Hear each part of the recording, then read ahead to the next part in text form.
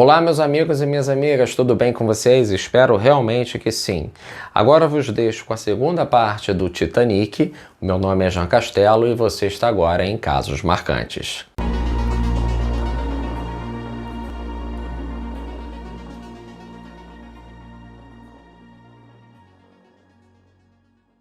As comportas estanques, de acordo com os cálculos dos projetistas, podiam aguentar até 4 compartimentos inundados, mas não 5. É imaginável a tamanha falta de sorte, mas o Titanic teve fissura em 5 compartimentos.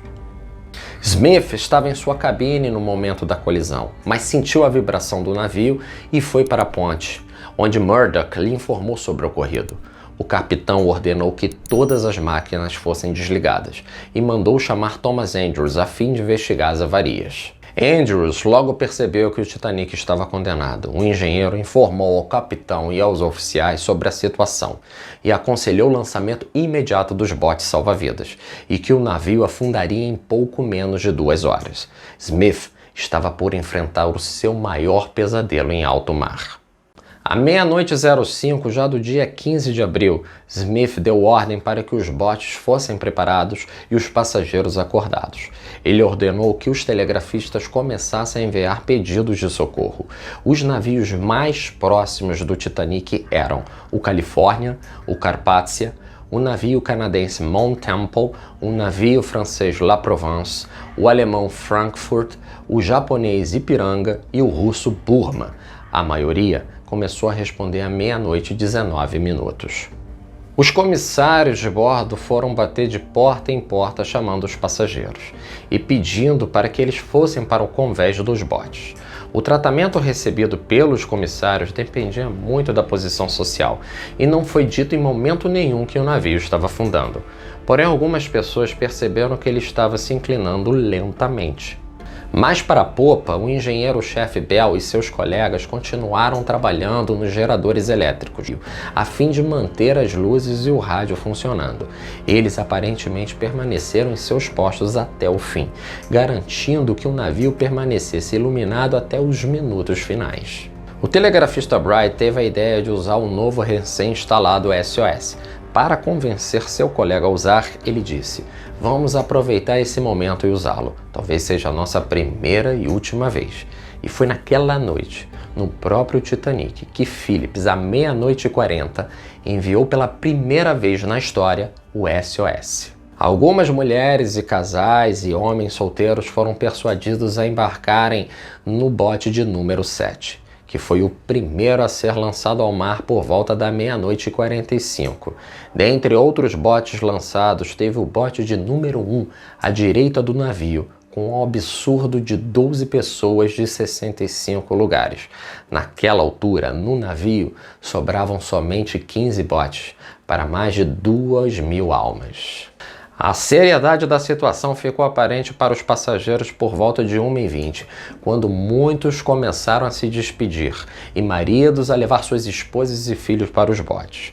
Sinalizadores eram disparados periodicamente para tentar atrair a atenção de algum navio por perto, enquanto os operadores de rádio continuavam a mandar pedido de socorro. O pânico já estava se alastrando entre os passageiros. O 5º oficial Low foi forçado a disparar seu revólver no ar para impedir que pessoas pulassem seu bote, o de número 14. O último barco lançado com sucesso foi o Desmontável D, às 2h05 da manhã, com apenas 20 pessoas a bordo, com mais 2 pulando nele enquanto estava sendo abaixado, deixando assim 1.500 pessoas à mercê da sorte. A água já estava alcançando o convés dos botes e o castelo da proa estava totalmente submerso. Smith fez uma última inspeção pelo convés, liberou Bright e Philip de suas funções e anunciou para a tripulação que agora era cada homem por si. Iceman conseguiu sobreviver em um dos botes salva-vidas, destinado às mulheres e crianças. E essa atitude considerada covarde e egoísta foi duramente criticada pela imprensa e pela opinião pública.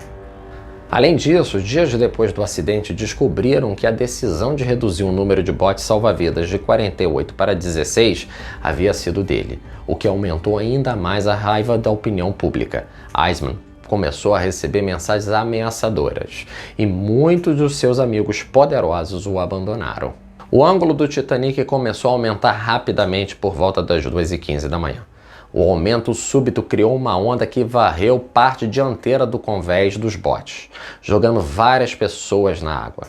Aqueles que estavam tentando lançar os botes desmontáveis A e B também foram levados pela onda junto com os barcos. A popa do navio se ergueu no ar enquanto a proa ficou totalmente submersa, com sobreviventes afirmando terem ouvido um enorme estrondo vindo de dentro da embarcação.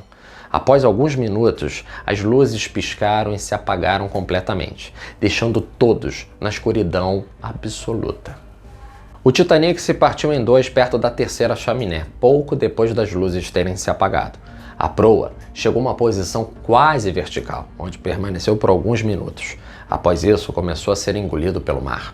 O Titanic finalmente afundou por completo aproximadamente às 2h20. O desespero durou 2 horas e 40 minutos depois da colisão. Centenas de passageiros e tripulantes foram deixados no mar congelante, cercado por destroços que tinham se desprendido do navio e passaram a ser usados como boias.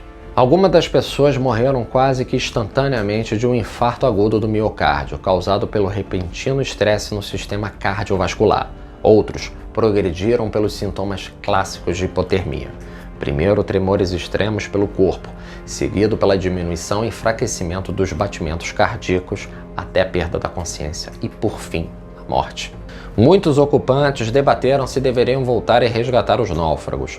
O único a voltar foi o número 14 do 5º oficial Low, que transferiu seus ocupantes para outros 2 botes e partiu em busca de sobreviventes, resgatando 5 pessoas que tinham conseguido permanecer fora da água congelante.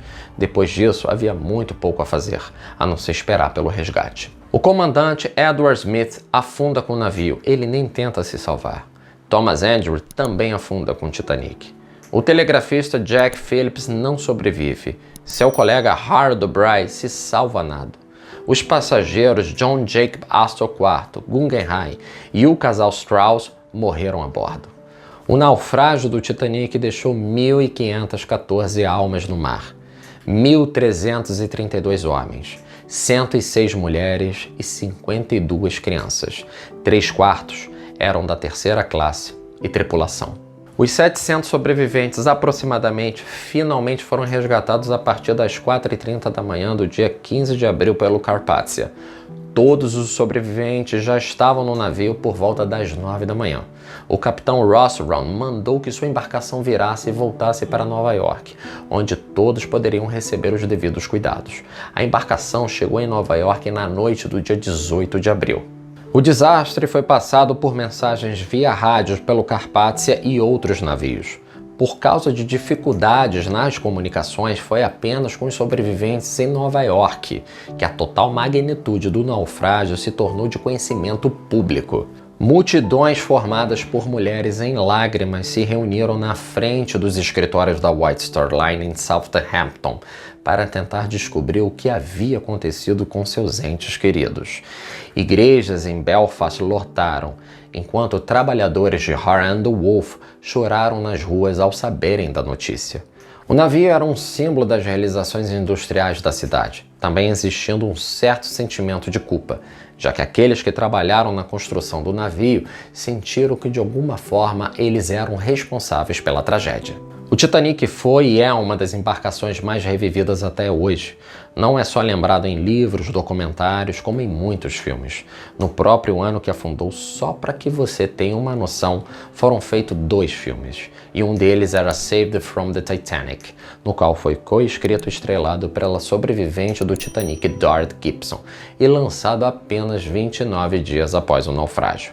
O filme é considerado agora como perdido, por consequência de um incêndio em que as últimas cópias conhecidas foram totalmente destruídas. Tudo o que resta são poucas imagens da produção. E o segundo foi The Haunting, um filme mudo francês.